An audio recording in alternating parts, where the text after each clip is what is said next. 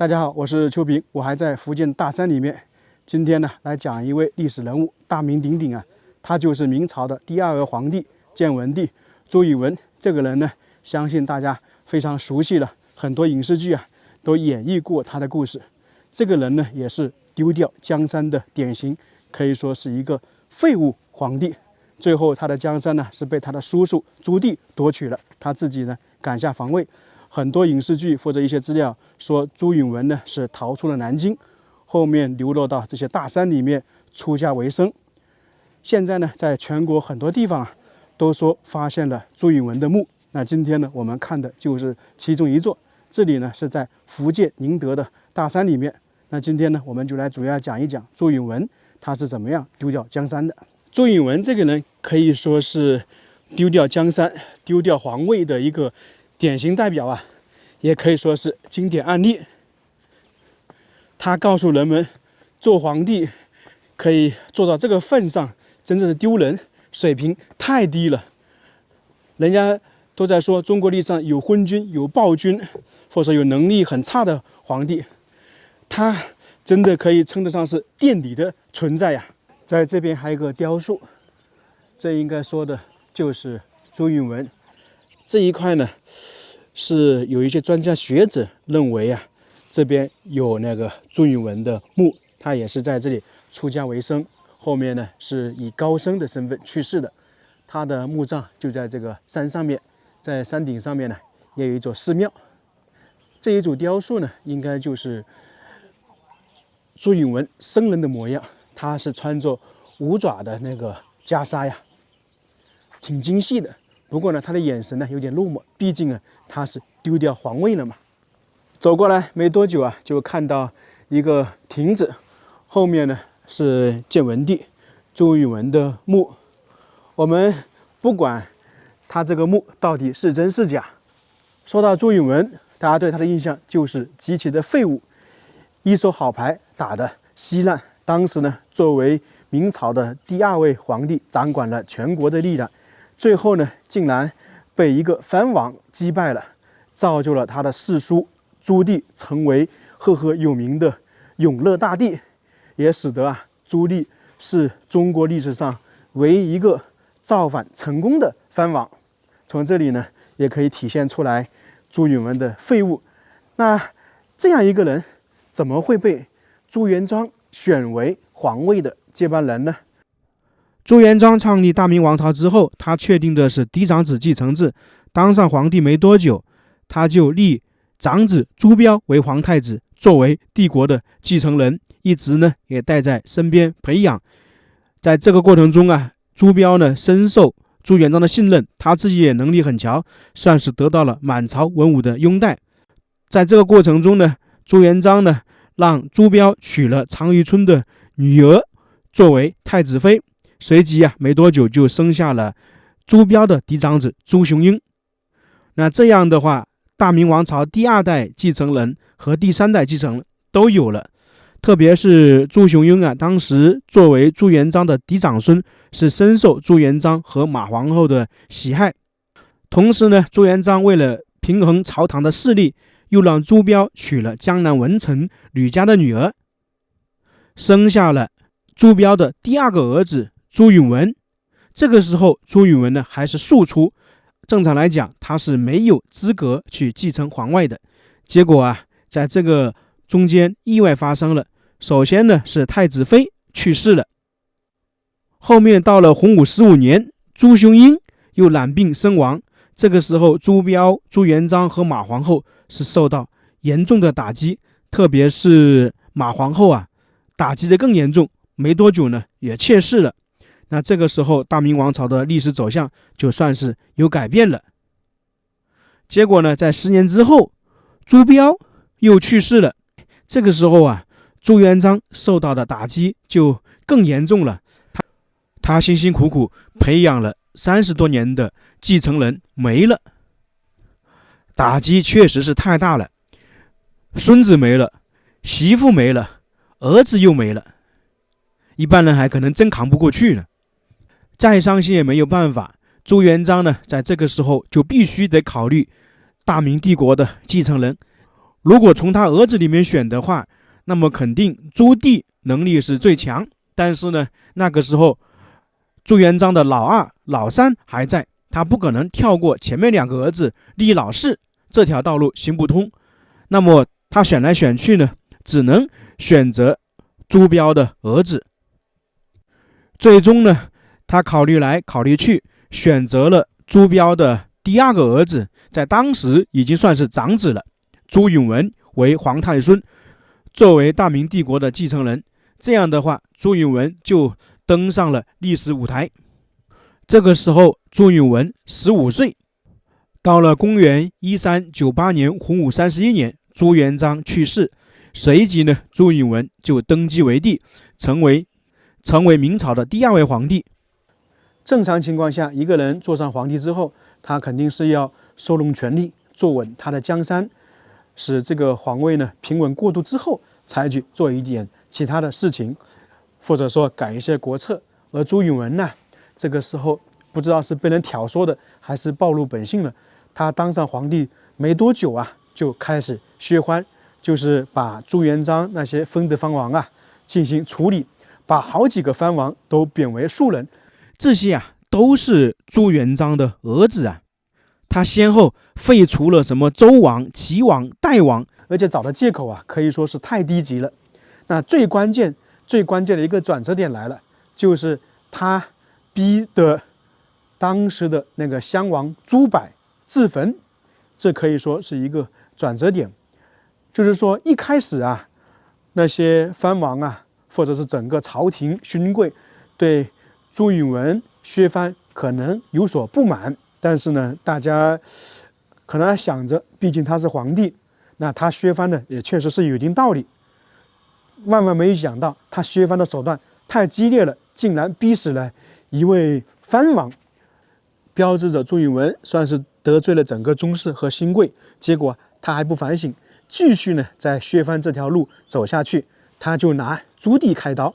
那朱棣当时由于实力稍微相对来说弱小一点，他没办法，就开始装疯卖傻，积蓄力量，准备呢时机。没多久啊，他就看准时机，以800人起兵，因为他这样想着，一定要放手一搏。如果不起兵的话，那只能下场呢是被逼死。于是呢就起兵了。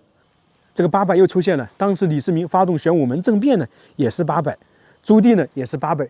他们2个人呢能力也是非常强，都可以称得上是千古一帝，而且呢都是太宗文皇帝，是中国历史上3大太宗之一。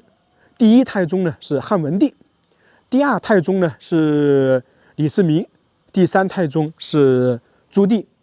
这3个人呢是太宗里面最顶级的。可能很多人会说一下，后面还有一个皇太极，那个他只是偏安一隅，不是整个王朝的。朱棣起兵之后，可以说是得到了整个宗室的支持，因为这些宗室啊，他们都知道朱允炆刻薄寡恩，登基没多久呢，就削藩，把很多藩王贬为庶人，逼襄王自焚，还给了他不好的谥号。在这种情况下，朱棣起兵呢，他们是非常支持的，因为他们也知道朱允炆如果继续坐江山下去，这些藩王啊是没有好日子过的。等于呢是朱棣起兵，他们是默默支持，大开绿灯。朱棣一路打到南京的时候，这些藩王很多人呢是支持，根本就没有派兵去支援朝廷。那当时朱棣起兵之后，朱允炆呢就派出李景龙率了50万大军去镇压。那结果李景龙失败了。这里很多人会说李景龙呢是一个战神，他能力不行。实际来讲啊，这正是李景龙的聪明之处。因为李景龙呢也算是勋贵，而且是朱元璋亲自培养的人，能力是不会差的。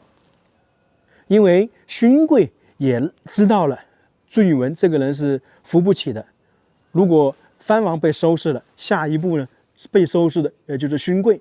那在这种情况下呢，李景龙呢就可以说是放水，特别是攻打那个北平城啊，几十万大军怎么可能攻打不了？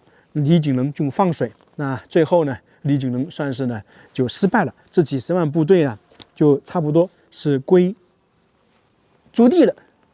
那后面呢，经过了差不多3到4年的时间，朱棣呢就从北平一路呢攻进了南京。当时南京呢是由李景隆还有一个王衍打开城门的。朱棣进入南京之后就包围皇宫，结果在这个时候啊，皇宫发生大火。按照官方资料记载呢，朱允炆呢是失踪了。很多影视剧就说这个朱元璋预料到这一天，在皇宫里面留下了一个让朱允炆后退的路，就是当和尚。这样的话，朱允炆算是退出了历史舞台。他总共差不多算是当了4年的皇帝。没多久呢，朱棣登基称帝，成为明朝的第3位皇帝。他随即呢，把朱允炆一系列的政策全部取消，恢复洪武旧制。我们现在看到的就是南京故宫遗址这一块呢，大概是奉天门奉天殿遗址。朱棣当时就是在这里登基称帝的。明朝在南京称帝的是有2位皇帝，一个呢是朱允炆，另外一个呢就是朱棣。朱元璋不在故宫称帝啊，朱元璋是在紫金山。这一块呢也是皇帝上大朝的地方。我们继续回到建文帝这一块。按照资料记载，朱允炆失踪之后，朱棣呢一直派人寻找，这呢也是他的一个心病，他生怕朱允炆卷土重来。像我们熟知的郑和下西洋，有一种说法呢，就是朱棣派人去寻找朱允炆的，包括还派一些大臣锦衣卫去寻找，最终呢是说没有找到。建文帝呢也是彻底的消失在历史长河当中。那今天我们来看的这座墓葬呢，传说呢就是朱允炆的墓，说他是逃出南京城之后，就来到了福建大山里面，在附近的寺庙里面出家，最后呢是安葬在这里。这一座墓大概是2008年在修路的时候发现了它，当时附近呢都是杂草，也算是无意中发现的，挺隐蔽的。我们现在也可以看到它是被大树包围着。这一座墓一眼看去就非常特别，随后呢被福建博物馆的研究员包括一些专家确定了这就是建文帝的帝陵。通过航拍我们也可以看到这一座墓呢还是有点特殊的，现在上去看一看。这里还有一个单璧石啊，龙头，这就是帝王才有的，这肯定是后期弄的啊。我数了一下，这个台阶呢是9个，很多博主也来过这里，说这个9个台阶对应的是95之尊。其实我是有点疑问的，因为这个单璧石明显是新修的，那这个台阶弄不好应该也是新修的，以前很有可能啊没有这么多台阶。这个单璧石确实雕刻的挺精美的啊，不过呢看它的这里的龙爪呢是4爪不是5爪，不知道是怎么回事。这样看还挺精细的。它既是墓形，也是舍利塔，就是我们说的高僧的墓穴。这也是这座墓被称之为是建文帝的一个佐证，因为一般高僧的墓啊都是舍利塔形式，或者是地宫形式，基本上不会出现我们现在看到的既是普通墓葬又是舍利塔墓葬的形式。它其实是可以分为3进布局的，这里面呢是墓葬，中间呢我们可以看到有4根柱子，那其实呢以前是有享楼，也就我们说的皇帝的灵恩殿或者隆恩殿一样。后面呢就是墓葬区了，这感觉呢是内圆外方的格局，旁边呢还有一些其他的雕刻。这个柱子明显看到是榫卯结构，以前呢是有东西盖在上面，很有可能啊是木质结构，那历史太久了就没有了，只剩下柱子在这里。我们来看一下旁边，这个就是螭吻了，算是龙头。这一般是存在大型宫殿上面的建筑或者寺庙的上面的建筑都有，关键是龙头啊。那么在这种深山老林里面，既然出现龙头螭吻，这代表他的身份绝对是不一般的，这样看就比较明显了。我们再回过头看一下这4根柱子，我们刚才说是享殿，它也可以称之为拜亭，只是对应的身份不一样。正常来讲，这种拜亭享殿是指那些王公大臣的墓或者是皇帝的陵墓，而这一块呢是一个和尚墓，一个高僧墓，目前建在有拜亭，这就有点冲突了。这或者就是说是佐证了这一位墓主人身份不一般。还有一点，大家仔细看看，是不是这个木状有点像一把椅子的形状啊？它那个舍利塔就是在椅子的那个上方。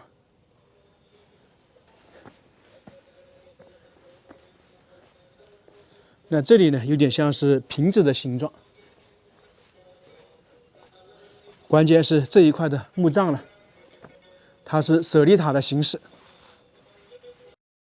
下面是莲花底座，这个上面好像还有一些雕刻，感觉有点像是龙一样的。关键的是这个舍利塔上面是有文字的。现在尽管说有点风化了，但是实际上这几个字还是被人们认出来了。写的是什么呢？御赐金南佛日元明大师第3代沧海珠禅师之塔。沧海珠禅师呢，在资料上是说查无此人。那后面这些专家呢，经过考察确定，说这就是朱允文，因为元明乃是明朝的意思，明朝的开创者是朱元璋，那元明说的就是朱元璋。那这边还有个第3代，说的就是朱元璋的孙子朱允文嘛，因为第2代是朱标，第3代就是朱允文了。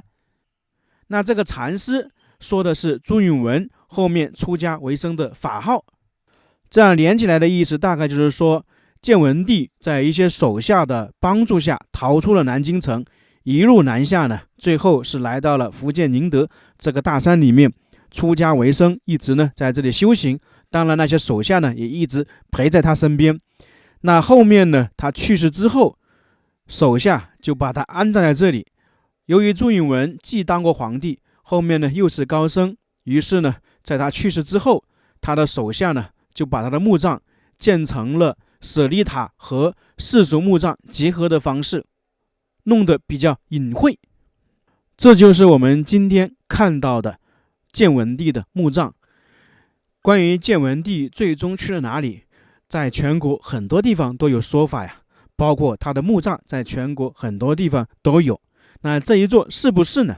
其实大家也许都能够猜到，因为传说建文帝是逃出了南京，那实际来讲，当时他有没有逃出南京都是一个疑问，何况他还跑到全国各个地方去。